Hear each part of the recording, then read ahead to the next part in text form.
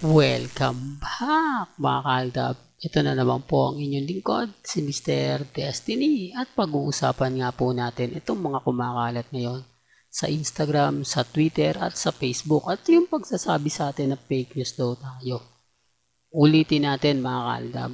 Yung pong pelikula, marami po kasing nagkomento po sa atin na fake news yan, walang pelikula si Alden na kumbaga gawa-gawa lang yan ni Mr. Destiny para magkaroon ng viewers, para dumami yung followers niya, masabi na updated siya. Sample lang po mga kaaldab. Ako naman po hindi naman tayo namimilit eh. Una sa lahat, yung mga sasabihin ko ay galing po naman mismo kay Alden. Sinabi niya na may big announcement o i-announce niya lang po yun. Di po ba? Kasi pumutok mo, hindi naman po itatanong to ng reporter kung hindi naman po talaga nag-boom.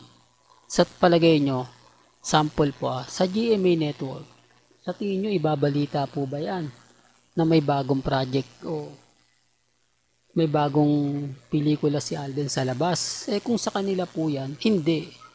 Gaya nga ng sinabi ko, ito sample lang po. Ano ba yan, Mr. Destiny? Puro ka sample. Ang ibig kong sabihin, anong pelikula po o sinong artista ng GMA Kapuso ang gagawa ng pelikula kasama si Alden? Real talk to na walang magpapahype. O, kung ikaw po yung artista, siyempre babalita mo na yan, uy, may bago kaming project ni Alden Richards, abangan nyo na to.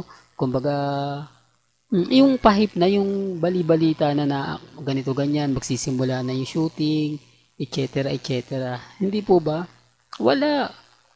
Kaya imposible nga po na ibalita yan ng GMA kasi hindi naman po nila artista yung sasama at hindi naman po GMA Films magko-collaboration sa MSET Films. Alam naman po natin na may hiram pong kaso pa na nakabinbin sa korte ang TV5 at ang GMA Kapuso.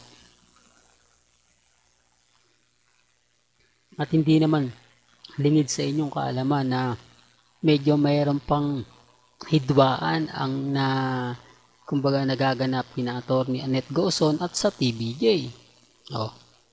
Baka sabihin nyo, issue na naman yan, Mr. Destiny. Alam mo, ang galing mo gumawa ng mga ganyang issue. Hindi, sa totoo lang po kasi, hindi po ba nagsampa na sila ng kaso, nagkaroon na ng mga hearing-hearing, mga abogado. Siyempre magkakaroon po ng konting, di po ba? Konting, alam nyo na. Kaya nga sabi ko sa inyo, ako, kampante lang po tayo. Ako, relax lang po tayo. Hindi na po pwedeng sabihin na hindi updated si Mr. Destiny. Hindi na pwedeng sabihin ako, ano lang yan si Mr. Destiny, ganto ganyan. Hindi po, kasi ako, naghahanap po tayo ng ebidensya. Tumitingin naman po tayo sa mga resibo na ibabato po natin. Ako naman po, pagdating sa mga bagay-bagay na ganyan, hindi po tayo magpapa-apekto. At syempre, hindi tayo magpapatalo. Bagamat marami pong kwento ang lumalabas, talaga naman pong napapaisip po sila. Gaya nga po ng mga komento nila sa akin. Tsaka ako nag-imbestiga. Sa palagay nyo, hindi po ba tatanungin po ba ng reporter kung walang ugong-ugong? Hindi lang niya madirekta na gagawa kayo ni Bossing ng pelikula at ni Mengay. Hindi po ba? Hindi niya lang tsaka yung sa pelikula, pansin nyo, umiiwas si Alden doon sa interview. Nung tinanong niya, parang announcement na lang, di po ba, sabay alis siya. Di po ba? Pansin nyo. Ano po kasi yan sensitibo po kasi.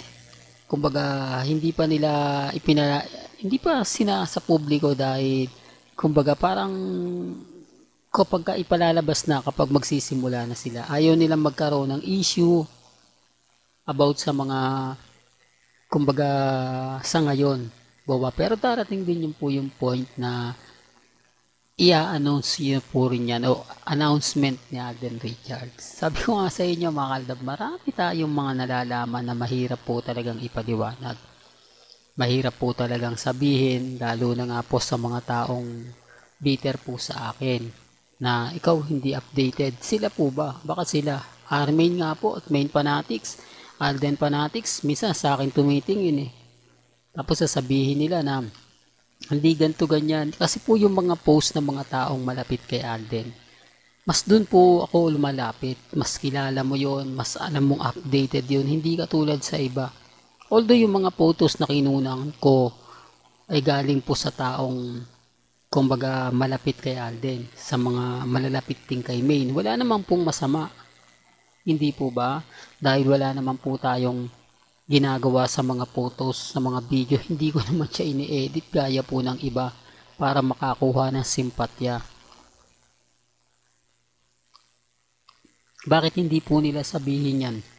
Lalo na po sa mga army, sa mga main fanatics na, naku, si Mr. Destiny, kumbaga ginagawa niya lang yan para makakuha ng atensyon, para makuha niya yung mga bagay-bagay na alam niyang fake news naman pero tinutuloy niya. Gusto niya lang magparami ng viewers, gusto niya lang magparami ng mga subscriber, kaya niya ginagawa yan.